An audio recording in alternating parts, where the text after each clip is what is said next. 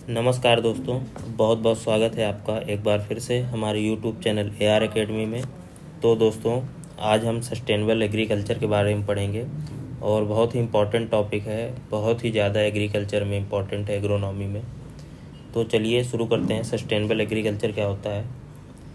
तो sustainable agriculture is a system of agriculture that is committed to maintain and preserve the agriculture base of soil, water and atmosphere, ensuring future generation the capacity to feed themselves with an adequate supply of safe and wholesome food। आपको देख के लग रहा होगा बहुत ही बड़ी definition है, लेकिन इसका जो सीधा सीधा मतलब है ये है कि सस्टेनेबल एग्रीकल्चर वो है जिसमें हम अपने रिसोर्स का यूज करते हैं, जितने भी रिसोर्स हैं, सॉइल, वाटर, एटमॉस्फेयर, ये जो भी हो गया, और उनको इस तरह से सेफ रखते हैं। सेफ रखते हुए एग्रीकल्चर की प्रैक्टिस करते हैं, क्रॉप प्रोडक्शन करते हैं कि जो हमारी नीड है, हमारी नीड हो गई, साथ ही हमारी फ्यूचर जनरेशन की जो भी नीड है वो पूरी होती रहे, और हमारे जो इन्वायरमेंट हो गया, सॉइल हो गया, वाटर हो गया, उसका डिग्रेडेशन हमारा कम से कम हो, ताकि हम अगली जो हमारी फ्यूचर जनरेशन है उसके लिए सिर्फ क्रॉप की नीड नहीं होगी, उसके लिए भी इन्वायरमेंट की ज़रूरत होगी, उसके लिए भी सॉइल की ज़रूरत होगी, वाटर की ज़रूरत होगी। तो हमें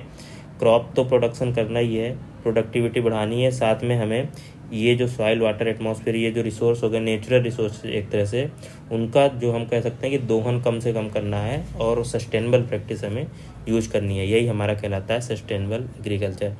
अब अगर बात करें तो सस्टेनेबल एग्रीकल्चर की ज़रूरत क्यों है, तो सबसे पहले अगर हम इसमें बात करें इसलिए है क्योंकि जो है आजकल अगर जो हम मॉडर्न इंटेंसिव एग्रीकल्चर कर रहे हैं उसमें आप देखते होंगे कि क्या होता है कि हाई इनपुट ऑफ एग्रीकल्चर जो हम उसमें करते हैं उससे एडवर्स इफेक्ट होता है। क्या होता है?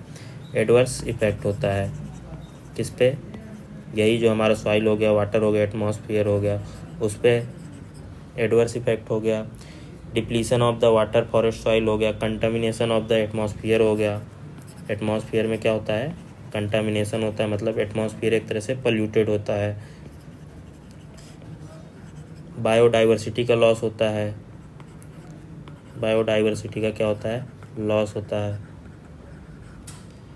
और जो हम मॉडर्न प्रैक्टिस कर रहे हैं एग्रीकल्चर से, इससे और क्या होता है?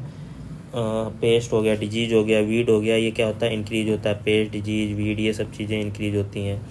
तो इस तरह हम देखें तो इन सब चीज़ों की वजह से, इन सब चीज़ों को देखते हुए हमें आजकल की क्या ज़रूरत है, नीड है, जो ये कि हम सस्टेनेबल एग्रीकल्चर की तरफ जाएं और ये सब चीज़ें जो है इनको हम कम करें, और साथ ही साथ जो हमारी नीड है उसको भी पूरी करें। यही हमारा सस्टेनेबल एग्रीकल्चर कहलाता है। USDA के अनुसार भी एक डेफिनेशन है, sustainable agriculture means an integrated system of plant and animal production practices having a site specific application that will over the long term. मतलब जो इंटीग्रेटेड सिस्टम है प्लांट और एनिमल प्रोडक्शन का, साइट स्पेसिफिक एप्लीकेशन होगा, और long term में हम क्या देखेंगे? जो लॉन्ग टर्म हमारे एम होंगे वो ये होगा कि satisfy human food and fibre need, जो ह्यूमन की फूड और फाइबर की नीड है वो पूरी हो। Enhance environmental quality and the natural resources, वही बात फिर से आ गई कि जो हमारी इन्वायरमेंट की क्वालिटी है उसको हम डिग्रेड होने से रोकें, जो हमारे नेचुरल रिसोर्सेज हैं उनको हम सेव करके रखें और उनका दोहन हम कम से कम करें, ताकि वो हमारे फ्यूचर जनरेशन के लिए भी यूजफुल हो सके।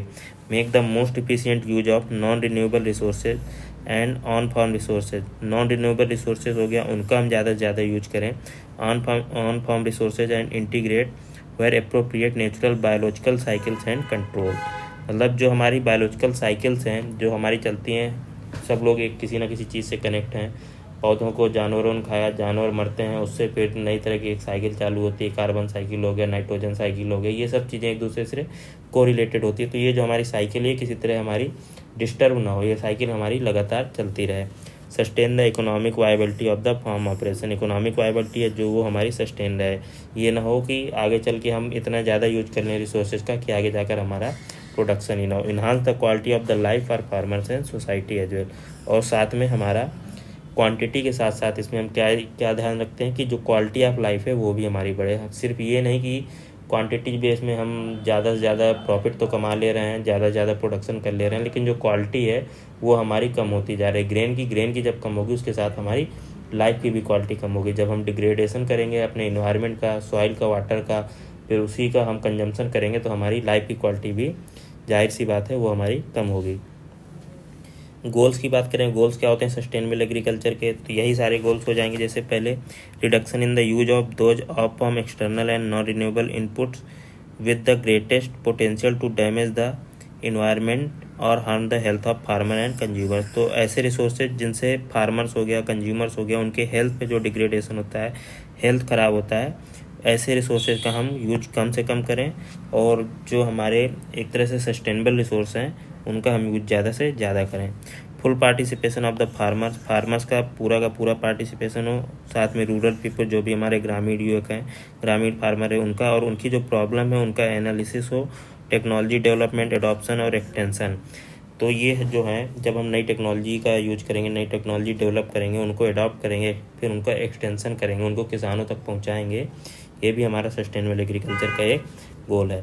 Productive use of biological genetic potential of the plant and animal species. Plant और जो जेनेटिक पोटेंशियल है, बायोलॉजिकल पोटेंशियल प्लांट और एनिमल्स का, उनका हम ज़्यादा से ज़्यादा यूज करें। And increase in self reliance among farmer and rural people.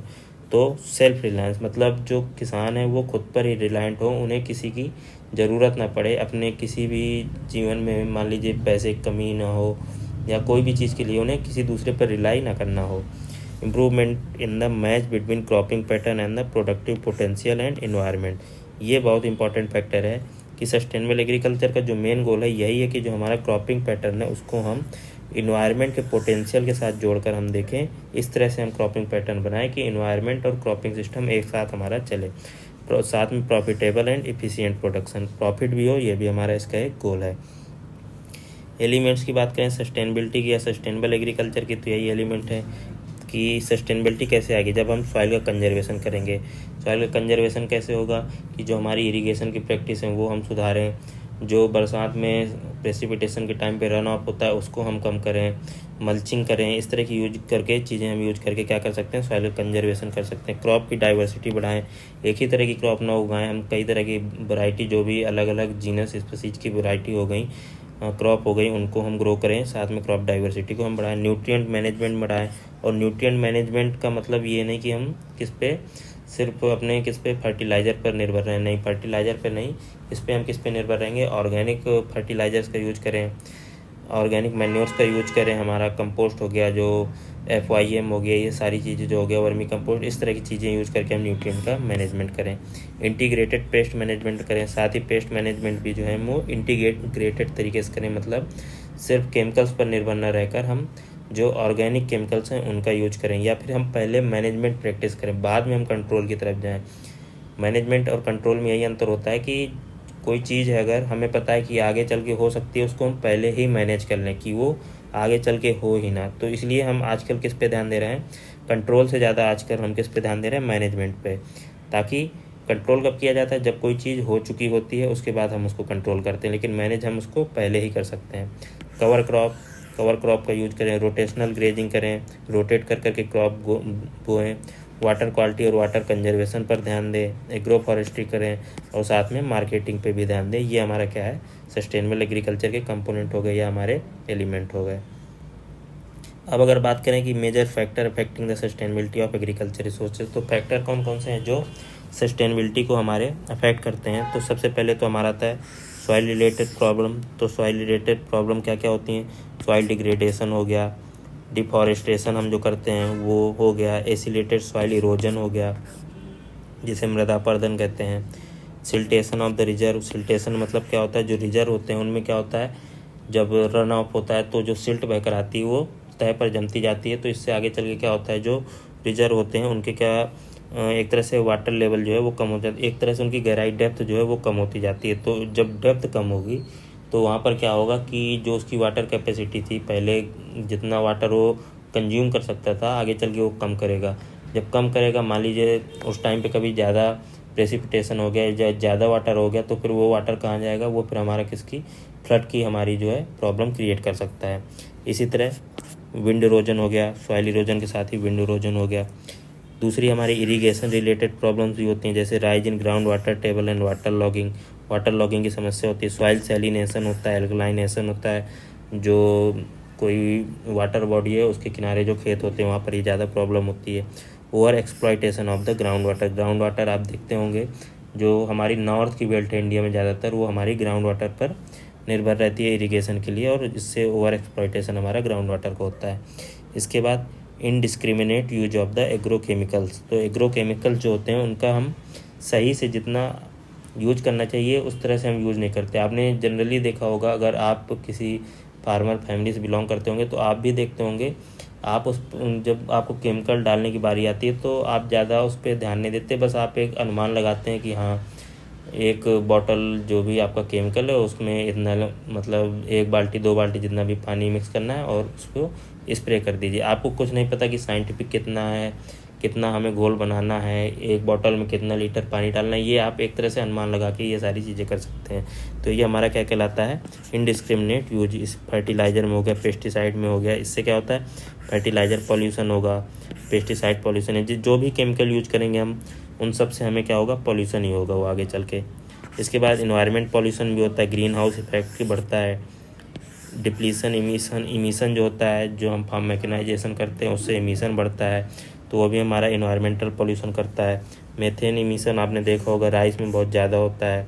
यूथ्रोफिकेशन होता है, यूथ्रोफिकेशन जो है वाटर बॉडी का जो एक तरह से इंडिचमेंट हो जाना, इंडिचमेंट होने की वजह से उसमें क्या होता है कि जो एल्गी है, एल्गल ब्लूम, वो ज़्यादा हो जाता है और उसमें फिर सनरेज जो है नीचे नहीं जा पाती हैं, और उससे फिर क्या होता है कि जो नीचे जो भी उसमें फौना है, जो भी उसमें फौना मतलब एनिमल्स होते हैं या जो भी उसके नीचे बायोलॉजिकल लाइफ है, वो फिर हमारी क्या होती है, उसमें डिसरप्शन होता है। और साथ में erosion of the genetic diversity, genetic diversity है जो, उसका भी इरोजन क्या होता है, ये होने लगता है। तो ये हमारे क्या हो गए, ये हमारे हैं जो फैक्टर जो अफेक्ट करते हैं सस्टेनेबिलिटी को। अब अगर थोड़ी और बात करें तो इसमें देखते हैं कुछ गवर्नमेंट इनिशिएटिव भी हैं जो गवर्नमेंट ने लिए सस्टेनेबिलिटी को प्रमोट करने के लिए, जैसे national mission of the sustainable agriculture, national mission on sustainable agriculture, ये भी हो गया। जो 8 मिशन है आपके national action plan on climate change में, उनमें से ये एक है।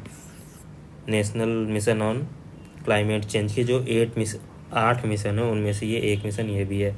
इसके बाद सरकार देख रहे होंगे आपने परंपरागत कृषि विकास योजना, परंपरागत कृषि विकास योजना भी लेकर आई है, ये भी एक हो गया।